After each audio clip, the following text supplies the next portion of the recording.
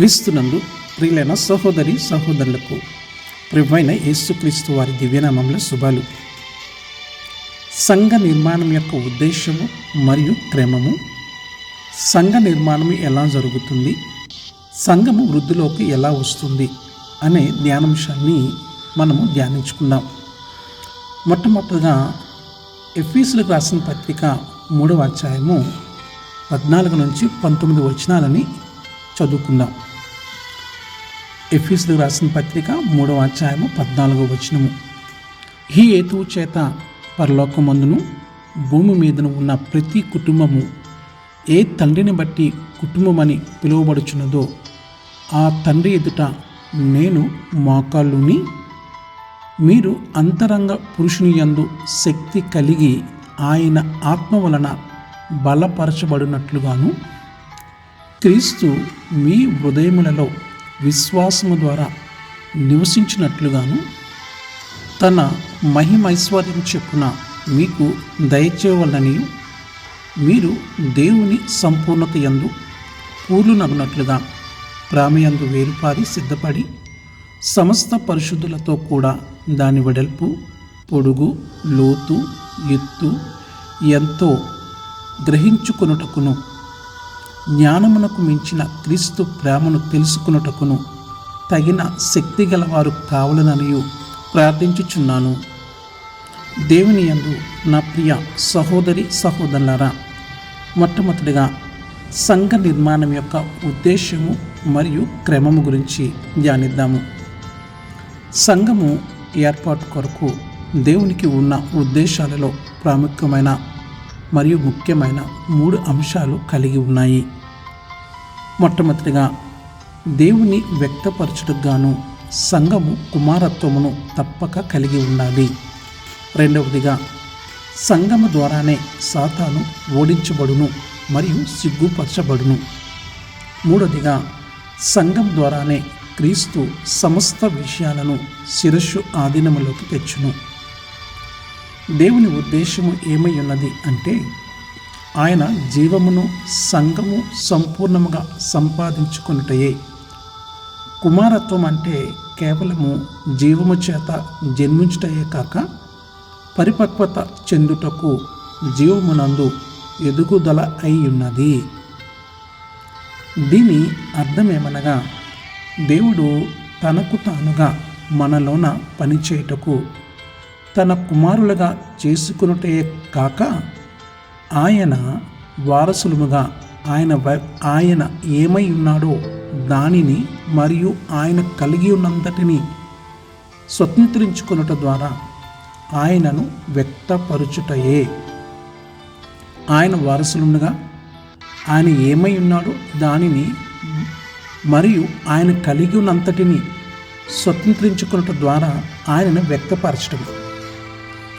అప్పుడు ఈ జీవము ద్వారా సమస్త విషయాలు క్రీస్తు యొక్క శిరస్సు ఆధీనంలోకి తేబడతాయి. మొట్టమొదటిగా జీవము, తర్వాత నిర్మాణము ఉంటుంది. సంఘ నిర్మాణం యొక్క ఉద్దేశము ఏమై ఉన్నది అంటే క్రీస్తు యొక్క శిరస్సు ఆధీనములోకి ప్రతి ఒక్కరిని జీవము ద్వారా సరైన క్రమములో సరైన పద్ధతిలో తెచ్చుటై ఉన్నది. మనము జీవములో నిర్మించబడటం ద్వారా దేవుడు తన శత్రువు అయిన సాతానును సిగ్గుపరచగలడు. దేవుడు తన నానా విధమైన జ్ఞానమును పరలోకములోని అధికారులను పాలకులకును తెలియజేయుటకు తగిన ఆధారము ఉంటుంది. ఈ ఉద్దేశం నిమిత్తమే దేవుడు భూమి ఆకాశములనున్న విశ్వాన్ని సృష్టించాడు. తన సృష్టి యొక్క కేంద్రములో దేవుడు తనను కలిగి ఉండుటకు మానవుడిని ఒక పాత్రగా సృష్టించెను. దేవుని సంకల్పం ఏమనగా అనేక కుమారులను కలిగి ఉండుటకుగాను జీవముగాను మరియు సమస్తముగాను ఈ మానవుల్లోనికి తన్ను తాను పెట్టుకొనుటై ఉండెను. తండ్రి యందున్న సమస్తాన్ని స్వతంత్రించుకున్నవాడు కుమారుడే. తండ్రి ఏమై ఉన్నాడో అదంతయు, ఏమి కలిగి ఉన్నాడో అదంతయు తన కుమారులలోనికి అందించబడును. మొట్టమొదటిగా దేవుడు మనలను సృష్టించెను. తర్వాత పునర్జన్మ ద్వారా ఆయన మనలను కనెను. సృష్టించిన ద్వారా ఆయన మనలను ఉనికిలోకి తెచ్చెను. కనుట ద్వారా ఆయన మన జీవముగాను తన్ను తానే మనలోకి సరఫరా చేసుకొనెను. ఈ ఉద్దేశము నిమిత్తమే దేవుడు మనలను మానవ ఆత్మలో సృష్టించెను. ఒక ఉదాహరణ చూద్దాము. ఆత్మ బల్బులోని వెలుగునిచ్చే సన్నని తీగ వలె ఉన్నటువంటి ఫిల్మెంట్ వంటిది. బల్బులోని సన్నని తీగ లేనితో ఆ బల్బు విద్యుత్తును పొందలేదు. బల్బు విద్యుత్తును పొందాలంటే తప్పనిసరిగా ఫిల్మెంట్ అంటే సన్నని తీగ ఉండవలసిందే. ఆ తీగయే బల్బు విద్యుత్తును వ్యక్తపరుచున్నట్లు చేయును. ఏ విధంగానైతే మనము శరీరము బాహ్యమైన ఆకారాన్ని మనము కలిగి ఉన్నామో అలాగే బల్బునకు బాహ్యమైన ఆకారం కూడా ఉన్నది. ఏ విధంగానైతే బల్బు దాని యొక్క బాహ్య ఆకారం లోపల విద్యుత్ స్వీకరించుటకును దాన్ని కలిగి ఉండుటకును వ్యక్తపరచుటకును సన్నని తీగ ద్వారా పొందగలదో అలాగే మన శరీరంలో ఆత్మయును ఉన్నది. క్రీస్తునందు దేవుడు పరిశుద్ధాత్మగా తను తాను మన ఆత్మ నుండి మన వ్యక్తిత్వం యొక్క భాగాలన్నిటిలోనికి విస్తరించును. దేవుడు బయట నుండి లోనికి అనగా మానవుని లోనికి పనిచేయడు. మానవుని ఆత్మ నుండి మానవుని అంతర్భాగాలన్నిటినీ పూర్తిగా నింపుటకు వ్యాపించుటకు గాను లోపల నుండి బయటికి తన్ను తాను విస్తరింపజేసుకొనును. ఆయన మనస్సాక్షిని మనస్సును ఆవేశమును మరియు చిత్తాన్ని పూర్తిగా నింపును.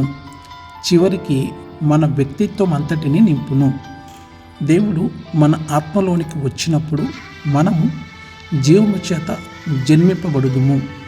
మన ఆత్మ నుండి పూర్తి వ్యక్తిత్వములోనికి ఆయన విస్తరించడం ద్వారా మనము పూర్తి పరిపక్వతకు కావలసిన జీవపు ఎదుగుదలను పొందగలము.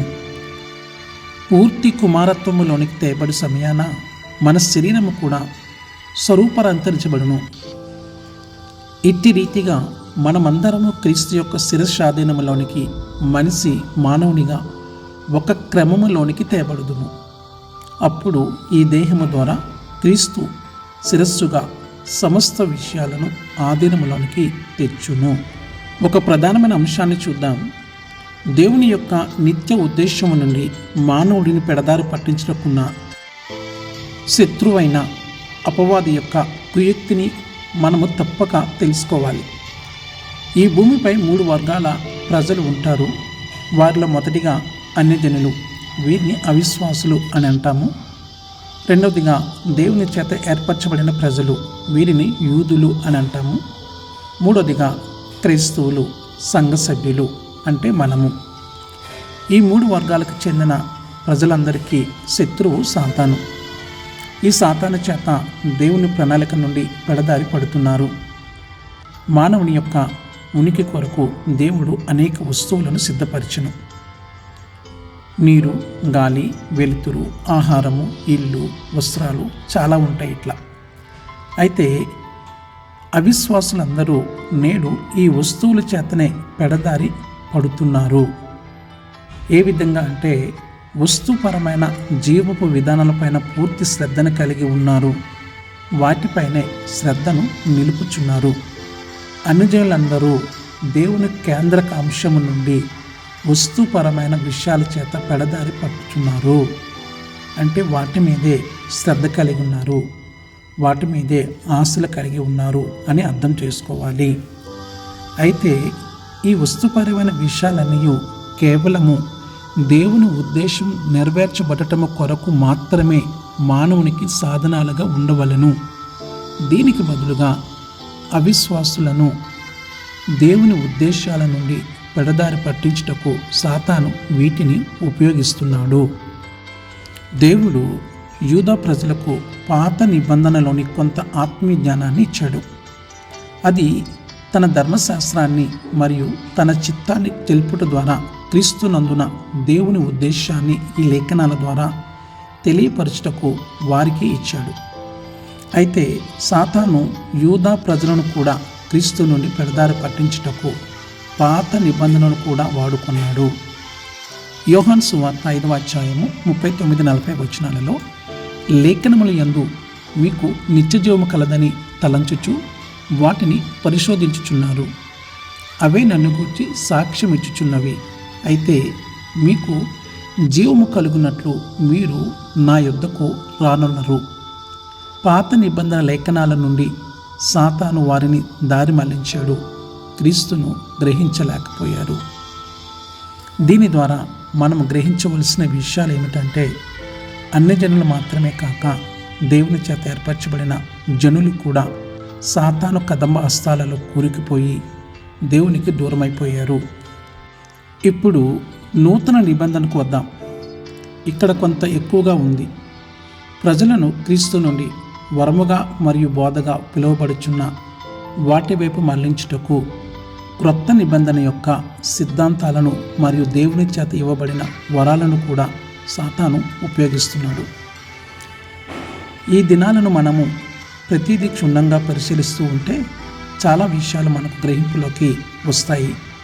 ముఖ్యంగా ప్రజలను క్రీస్తు నుండి దూరపరచుటకు సాతాను ఉపయోగించేవి దేవుని నుండి వెలువడే వరాలు, దేవుని నుంచి వచ్చే బోధ, నూతన నిబంధన సిద్ధాంతాలనే ఉపయోగించి దేవుడు సిద్ధపరిచిన ప్రణాళిక నుండి మళ్లించాడు.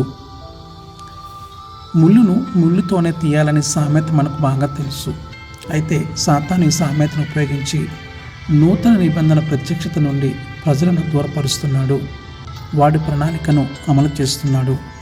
సాతాను ఉద్దేశము దేవుని యొక్క ఉద్దేశాలను ఆయన ప్రజలకు చేరకుండా ఆయనకి దూరపరుస్తూ దారి మళ్లించి నిత్య నరకాగ్నిలోకి త్రోసివేస్తున్నాడు.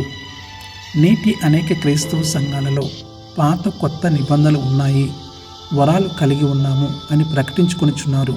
కానీ సంఘము పట్ల దేవునికున్న నిత్య సంకల్పం యొక్క పరలోకపు దర్శనాన్ని మనము కలిగి ఉన్నట్లయితే మనము ఇట్టి పరిస్థితిని బట్టి కన్నీరు తప్పక విడుస్తాము. కేవలము అన్యజనులు, యూదులు మాత్రమే కాక క్రైస్తవులు కూడా క్రీస్తు నుండి మరియు ఆయన దేహము నుండి ఇతర విషయాల వైపు మళ్లించబడుచున్నారు. దేవుడు మనల్ని ప్రేమించుచున్నాడని, నరకము నుండి రక్షించుటకు ఆయన తన కుమారుని శిలువపై మరణించుటకు గాను పంపెనని ప్రామాణికమైన వాటిని మాత్రమే బోధించే క్రైస్తవ్యము, ఆయన యందు విశ్వాసం ఉంచినట్లయితే మనము రక్షించబడదుము, మన పాపాలు క్షమించబడును, మనము ఒక దినాన పరలోకానికి వెళ్తాము అన్నది కూడా ఒక విధంగా సరైనదే. అయితే క్రీస్తు తన దేహము ద్వారా వ్యక్తపరచబడుటకును, ఆయన శిరస్సు ఆధీనములోకి విశ్వాన్నంతటినీ తెచ్చుటకును, క్రీస్తునందు ఆత్మగా తన్ను తాను మనలోనికి పనిచేయటే దేవుని ఉద్దేశమని చెప్పే సందేశాన్ని నీవు ఎప్పుడైనా వినియున్నావా? ఇటువంటి ఆలోచనను, ప్రామాణికమైన వాటిని బోధించే క్రైస్తవ్యము మనము ఈ రోజుల్లో చూడలేకపోతున్నాము. నేటి అనేక సంఘాలు వీటిని విస్మరిస్తుంది. అటువంటి బోధ కరువవుతుంది. దేవుడు మనల్ని ప్రేమించున్నాడని ఆయనది విశ్వాసం ఉంచినచో మనము మరణించిన తర్వాత ఆయనతో పాటు పరలోకం నివసించుటకు మనము ఒకానొక దినాన వెళ్ళుదుము అనేది క్రైస్తవులు ఎక్కువ మందికి తెలిసిన విషయము. ఇది నిజంగా ఎంతో దయనీయమైనదిగా ఉంది. ఇది కూడా సరిపోదు అని చెప్పే కొందరు క్రైస్తవులు దేవుడు శక్తిమంతుడు నిరూపించుటకు వరాల యొక్క ప్రత్యక్షత కొరకు చూచుచున్నారు. అయితే వారు దేవుని కేంద్రిక ఆలోచన నిర్లక్ష్యం చేయుచున్నారు. వారు దేవుని ప్రణాళికను, దర్శనమును కలిగి ఉన్నారని ఏ విధంగా మనము విశ్వసించగలము? మనము ఆహారము, నీరు, గృహము, ఉద్యోగాలు మరియు రవాణా అవసరమని మనకు బాగా తెలుసు. ఇవన్నీ మన కొరకు ఉన్నాయి, కానీ మనము వీటి కొరకు లేము. మనము దేవుని రాజ్యమును మరియు ఆయన నీతిని వెతికినట్లయితే ఇప్పుడు అవన్నీ కూడా దేవుడు మనకు అనుగ్రహించును అని మత్తయి సువార్త 6వ అధ్యాయం 31-33 వచనాలు మనకు బోధిస్తున్నాయి. ఇవన్నీ మన కొరకు ఉండాలి, కానీ మనము వీటి కొరకు కాదు. మనము దేవుని ఉద్దేశం కొరకు ఉండాలి. దేవుని ఉద్దేశం కొరకు మనము శ్రద్ధ వహించినచో దేవుడు మన అవసరతలను గూర్చి శ్రద్ధ వహించునని మనలో చాలామందికి తెలుసు. లేఖనములు మరియు వరాలు కూడా దేవుని ప్రణాళిక కొరకే ఉన్నాయి. బోధలన్నీ మరియు పరిచర్లన్నీ దేవుని ఉద్దేశం కొరకే ఉండవలెను. ఎఫెసీ పత్రిక అంటే సంఘమును గూర్చిన ముఖ్యమైన పత్రికలో ఇదొకటి. వస్తు సంబంధమైన విషయాలను గూర్చి, జ్ఞానము లేదా వరములను గూర్చి ఎక్కడ ప్రస్తావించబడలేదు. కానీ శోధింప సఖ్యము కాని క్రీస్తు ఐశ్వర్యములను గూర్చి అనగా ఆత్మను గూర్చే చెప్పుచున్నది. ఎందుకనగా ఆయన మన యందు తన గృహమును తప్పక ఏర్పరచుకొనవలెను. ఎఫెసీయులకు రాసిన పత్రిక 3:17 క్రీస్తు మీ హృదయములో విశ్వాస మూలంగా తాను నివసించినట్లుగా అని చెప్పబడింది. మనము ఆయన జీవమై ఉండాలి, ఆయన గృహమై ఉండవలెను. మన శరీరము ఆయనకు గృహముగా ఉండనేరదు కానీ మన హృదయమే ఆయనకు గృహమై ఉండును. హృదయము ప్రాణం యొక్క అన్ని భాగాలతోనూ మరియు ఆత్మ యొక్క ఒక్క భాగము చేత అనగా మనస్సాక్షి చేత కూర్చబడినది. అందుకే హృదయమందు మనస్సు, ఆవేశము, చిత్తము మరియు మనస్సాక్షి కలిసి ఉంటాయి. క్రీస్తు ఇప్పుడు మన ఆత్మయందు ఉన్నాడు. అయితే ఆయన మన హృదయములో తన గృహమును ఏర్పరచుకోవాలని వెతుకుచున్నాడు. ఆయన మన హృదయములో నివసించినప్పుడు మనము దేవుని యొక్క సర్వసంపూర్ణతతో నింపబడుదుము. ఇది వస్తుపరమైన విషయము కావు, జ్ఞానము మరియు ఏదైనా బాహ్యమైన ప్రదర్శనలు కానే కావు, కానీ దేవుని సంపూర్ణత ఉన్నది.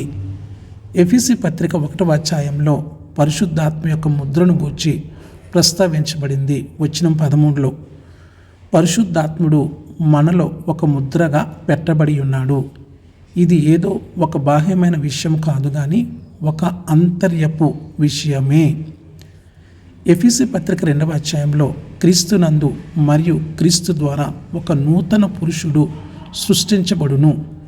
వచనము 15 యూదులను అన్యజనులను ఒక నూతన పురుషునిగా క్రీస్తు తన యందు సృష్టించుకొనెను. హవ్వ ఏ విధంగా ఆదాము నుండి వచ్చినో అదేవిధంగా సంఘము కూడా పూర్తిగా క్రీస్తు నుండి వచ్చింది. హవ్వ ఆదామును ఒక భాగముగాను మరియు ఆదాము నుండి తీయబడిన దానిగాను ఉండెను. నూతన పురుషుడు అనగా సంఘము క్రీస్తు యొక్క భాగమై ఉన్నది మరియు ఆయన నుండే తీయబడినది. ఎఫెసీ పత్రిక 3 మన హృదయాలలో తన నివాసము ఏర్పరచుకొనుచున్న క్రీస్తు యొక్క ఐశ్వర్యములను గూర్చి చెప్పుచున్నది. 3 చెప్పబడిన శోధింప సఖ్యము కాని క్రీస్తు ఐశ్వర్యముల యొక్క అనుభవములను ఆధారము చేసుకొని ఎదుగుట ఎలాగో 4 చూపుచున్నది. ఇట్టి అనుభవాల ద్వారా మనము క్రీస్తు యొక్క సంపూర్ణతకు సమానమైన సంపూర్ణతను చేరగలము. ఈ విధంగా మనము సిద్ధాంతములు లేదా బోధలు అనే గాలుల చేత కొట్టుకొని పోలేము.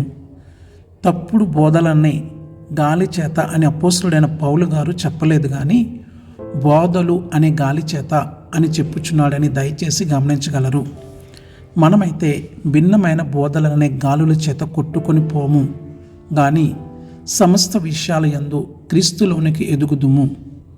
అప్పుడు మనము ఇతరులతో పంచుకొనుటకు శిరస్సుగా ఉన్న క్రీస్తు నుండి కొంత పొందెదము మరియు సంఘము నిర్మించబడును.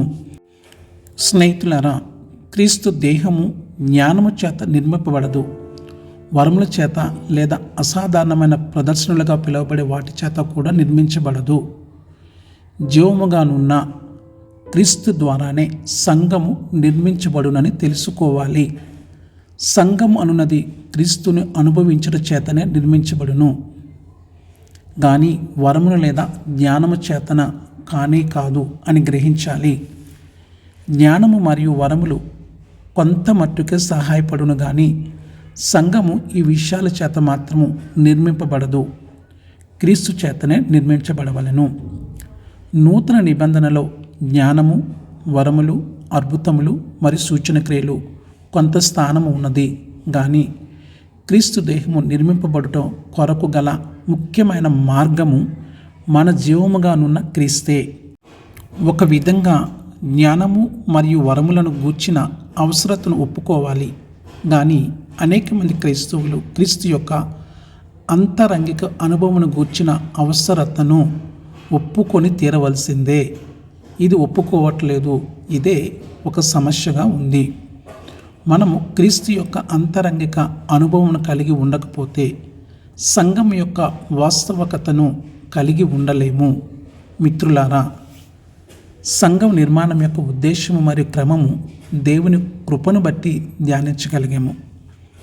సంఘ నిర్మాణము మరియు ఎదుగుదల గురించి తరువాయి భాగంలో చూద్దాము. దేవుని కృప మనకందరికీ తోడై ఉండి నడిపించునుగాక. ఆమెన్.